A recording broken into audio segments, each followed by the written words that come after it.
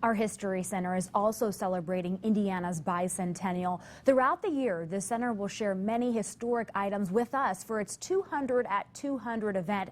Some highlights so far include a musket and bayonet from a battle in the 1700s, a flask from Johnny Appleseed, and a desk from Samuel Hanna, who was the first postmaster in Allen County. And joining us this morning, we're joined by Todd Pelfrey from the History Center, again with another really incredible piece. Great to have you back with us. Great. Good morning. What do we have today?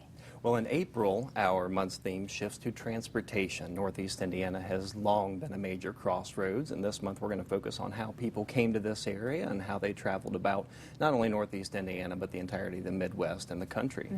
Throughout the 1920s, aviation hysteria built to a feverish pitch until 1927 in August of that year, when we had a singularly important visitor related to our international transportation history. After his famed transatlantic flight in May of 1927, Charles Lindbergh intended to make a brief visit to Fort Wayne. He was traveling from Indianapolis to Detroit, and on August 10th, he flew over our city, fully intending to land at Swebrook Airport, which was a small private airport to the northeast of downtown. There were way too many private airplanes in the air, and he didn't think that it would be a safe landing. So rather, he did an about-face, headed back towards downtown Fort Wayne, and delivered this message to the people of Fort Wayne. Oh my gosh, and tell us about the message.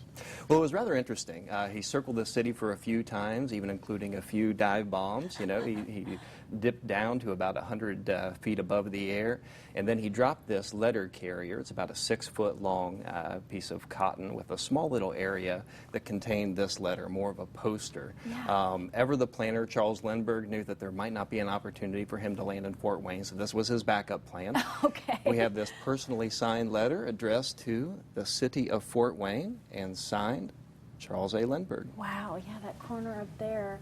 Isn't that something how it just doesn't fade? Right. Oh. Well, it's been incredibly well preserved because shortly after it landed, it made its way into the hands of one John Anderson, who immediately made the donation to the newly formed City Museum, the earlier version of the History Center, and it's been in our collection for nearly 90 years. 90 years, wow. Now, do you keep all the collectibles or the collections in one place or different? They're all safely preserved under lock and key. Yeah, we rotate our collection about every 10 to 20 years or so. At any time, about 12% of our pieces are on display. And then we have special temporary exhibits like 200 to 200, where we can bring out special items from the collection that haven't been seen for quite a while. We're almost out of time, but what is this here?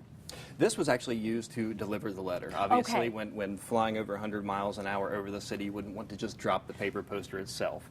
So the poster was carefully folded up, tucked within this letter carrier. It's weighted with shot, and it fell right to the ground near the intersections of Clinton and Main Street. I see. Thank you so much, Todd. And the 200 at 200 event runs all year long. You can see a new item on the first Saturday of every month right here on News Channel 15. We'll be right back.